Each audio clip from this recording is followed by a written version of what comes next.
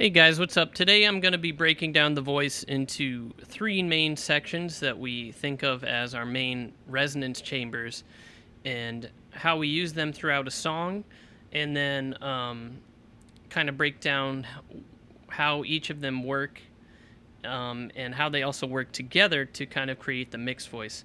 So as I've talked about in my other videos, we have different resonance chambers where we resonate when we sing, and we can use them simultaneously to create the mixed voice. Our first resonance chamber I'll talk about a little bit is our chest resonance. So we use this a lot for power, belting, use it a lot in rock, jazz sometimes. A lot of anything that requires a lot of power and belting, pop ballads. So it would sound, when you're resonating in your chest, you can kind of think of it like when you're talking like this, you're trying to, if you were like in high school and your voice dropped, you might have noticed your voice kind of dropped a lot lower, right? Or maybe if you wanted to like impress a girl or something, you'd say, hey, yeah. So this is what our chest resonance, and it sounds like this. Nay, hey. And just because it sounds boomy and powerful doesn't mean we have to use a lot of effort to make it loud and powerful. It's more about developing the resonance to project, right? So we don't need to shout to get power. We just need to be able to find the muscle memory to sit in our resonance chambers correctly. Ne, na, no. Right? So if you think of like Michael Bublé, he sits in his chest voice a lot, and also mixes into the mask area as well a lot. Think of rock bands like the Foo Fighters. Dave Grohl uses a lot of chest resonance when he's singing intense parts. So there's different ways we can develop this. I like to use short little scales, like 3-note scales, and try to just sit in your chest resonance as much as you can. Make sure your body is very relaxed. Make sure your throat is very relaxed and open when you're doing any exercise. And we want to just slowly try to hit every pitch as correctly as we can without creating any tension. And I want you to experiment with where you feel the resonance, where you're hearing it, what it sounds like. And really, it's important to focus on what you feel, what you hear, rather than the time you spend on an exercise or part of your voice. How focused you are is really the important part. It's much better to practice for like 10-15 minutes on a particular part of your voice and be really focused on what you're doing, as opposed to practice singing songs you like for an hour, which singing songs you like is also can be beneficial. You can mimic certain singers that have good technique. But it's really important to also train your voice to be able to hit every pitch on the piano. This creates muscle memory with your vocal cords, because every time you're singing a different note, your vocal cords adjust to a slightly different position. So a 3-note scale would sound like this. Ne, na,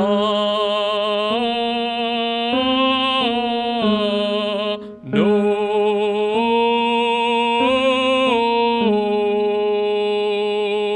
So we can also think of this as, you might think of it as like an operatic sound, right? So what you don't want to do is when you're trying to work in your chest voice is sound like this. Na or nay, which is a very buzzy, nasally, masky. We call this the masky sound. Nay, that is another part of our voice that we're going to want to develop as well.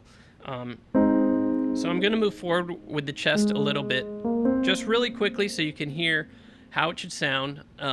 Right now I'm starting on an A flat major chord going up to C4 as the high note. Now if this is too high, you can start lower. And what I do, when I'm warming up, first I warm up my falsetto. And I think I've explained this before, but warming up the falsetto is the easiest on the vocal cords. It is basically the most relaxing part for your voice. So, like, a lot of people say if you damage your voice or if you're having an off day, sing in your falsetto, because it's a way to ease into your warm up, a way to ease into your voice. It's like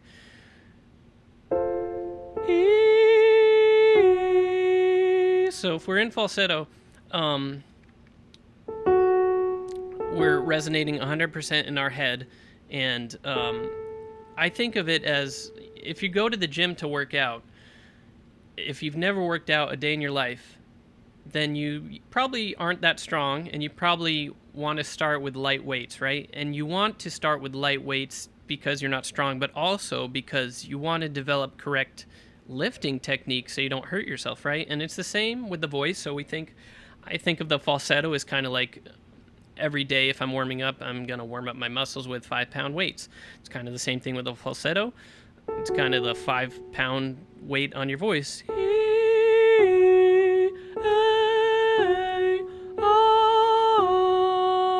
Right? So when we're developing our falsetto, it's like we're going to the gym every day, lifting 5-pound weights. If we're strengthening our falsetto, after a while, it will become stronger. Maybe it started out like when we started, and then a couple weeks, couple months go by, we can now resonate louder with more projection, more power. And then we can start to work on other parts of our voice to be more powerful and louder. So that's how I think of that. So your falsetto is your second main resonance chamber. So we have chest. You should really feel it in your chest. And then the falsetto is 100% in your head. Also, what I want you to focus on if you're doing falsetto when you're warming up is not to sound like this either.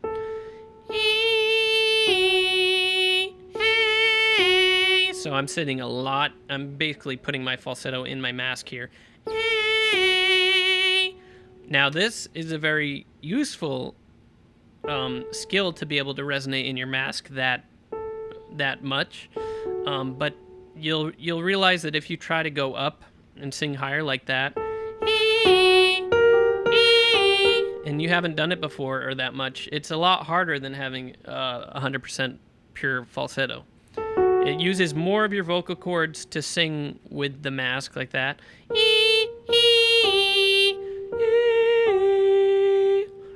So you want to start with a pure falsetto, 100% in the head sound. So the third resonance chamber we're going to talk about is the mask, which I just kind of talked about. So that's when we sound not chesty, not nay, but we sound very nasally, very nay. And once we start to develop our mask, nay, right? It doesn't. I mean, it's not. Yeah, it doesn't sound too pleasant at first, but this is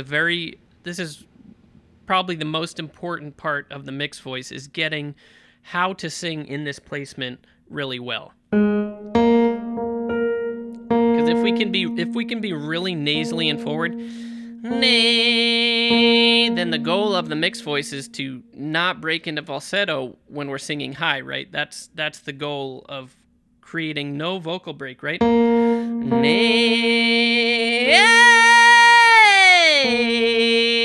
Now you might say, well, that sounds really nasally or whiny, right? But that's good. That's what we want. We want to be able to do really nasal so that after we have power with this resonance, nay,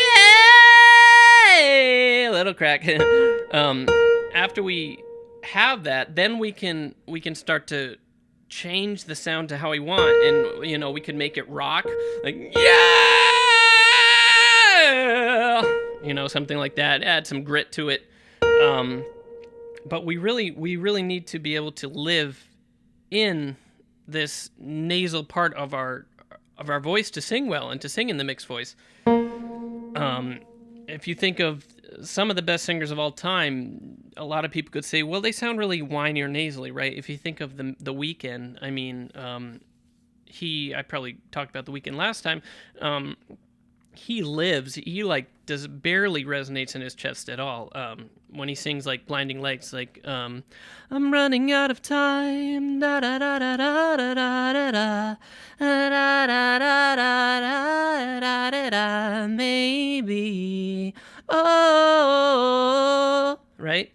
Now, yeah, he's not like, I'm running out of time, I can see the sun, that would be really nasally, but once you can do that, I can see the sun, you can back off from it, right? I know that sounds ridiculous, but you can back off from it and make it not so nasally, use a little less airflow.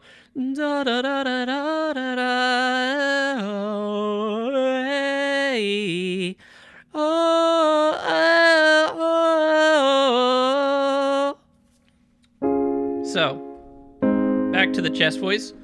What I like to do is the 3-note scale. Nay, 100% in the chest. Nay. Then we go down. So I'm just going down a half step with a major chord. Nay. Nay. Make sure you're very relaxed. Make sure you're supporting here. Like your abdominal area should be the only place really using any tension or pressure at all. Nothing in the neck at all or throat. Nay, nay, nay. Make sure you're breathing through your mouth and you're letting go of that air at the end of the phrase. Nay. Inhale. Nay. And you'll realize when you're getting down here in this range lower, you kind of have to use more airflow and less pressure. Nay. More airflow, less pressure on the diaphragm. Nay. Be very relaxed, let it flow. Nay. Nay.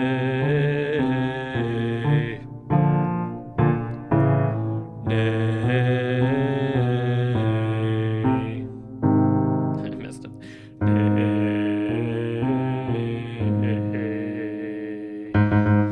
A flat 2. I usually go around there, or G2. So that's a good way to start warming up your chest voice. So once we start warming up our chest voice, then we can bring it up. Slowly bring it up. Don't push.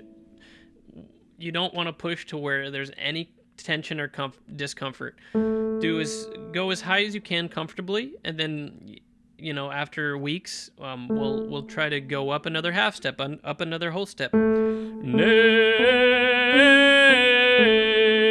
And you'll realize, maybe even in this area for you, your resonance automatically kind of wants to shift forward into the mask a little bit, and that's kind of inevitable. If you think of not your voice but other instruments, like a bass guitar or something, a waveform of like a really low note is a lot thicker than the waveform of like a really high note, right? So sound itself naturally thins out as we go up in the frequency spectrum, right? So it's the same thing with our voice. We want power, but we don't want to try to put more chest than what is natural, if that makes sense. Okay, so we're on D4 now.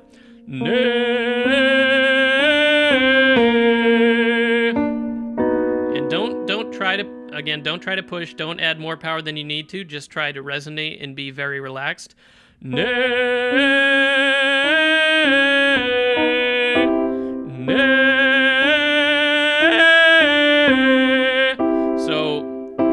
a good thing to do is do full chest and then experiment with your mask. Now try to be as nasal as you can.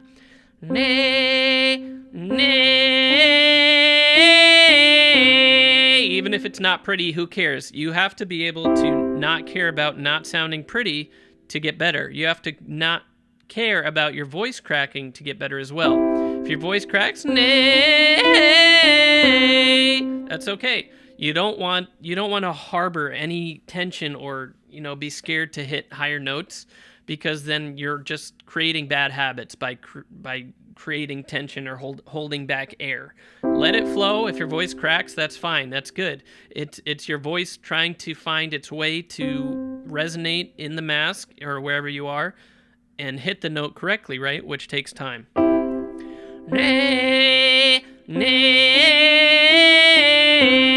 Every time I'm warming up, my voice cracks a bunch of times until I'm warmed up, right? It's like same thing as when you're at the gym. You might kind of slip up if you're not warmed up yet, and then after you're in your zone, then you're in your zone, right? No,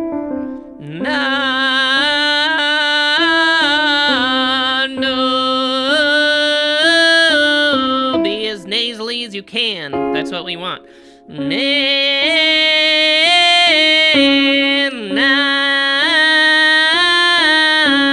And I'm putting an N in front of the sound because that automatically na puts you forward in your placement.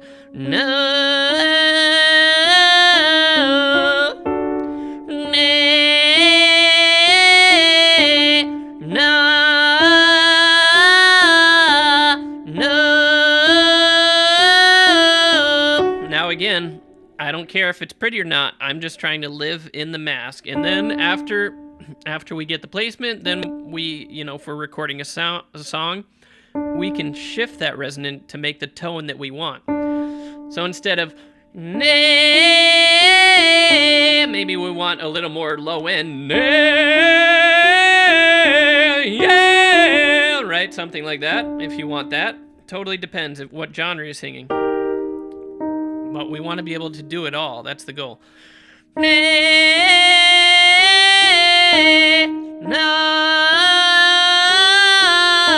Keep it nasal. No.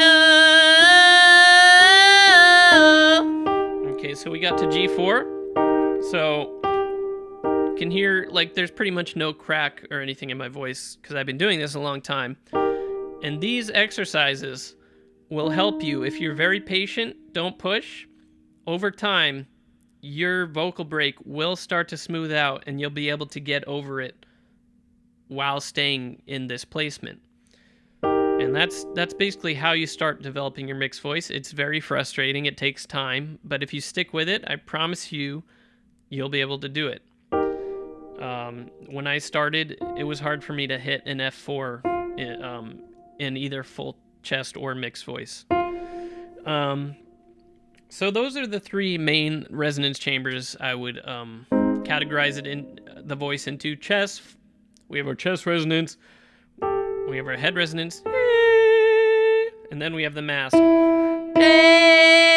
right? So we combine all these things to start to sing well and start singing in the mixed voice.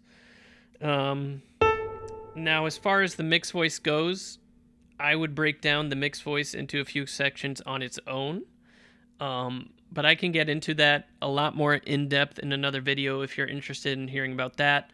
For now, I just wanted to introduce you to those three resonance chambers and how to start using them to strengthen your voice. So I hope this was helpful to you guys. If you like this, please like and subscribe. It would mean a lot to me. And if you have any questions about the voice or specific parts of the mixed voice, I'd be happy to make another video about that as well. So I'll see you next time. Have a good one.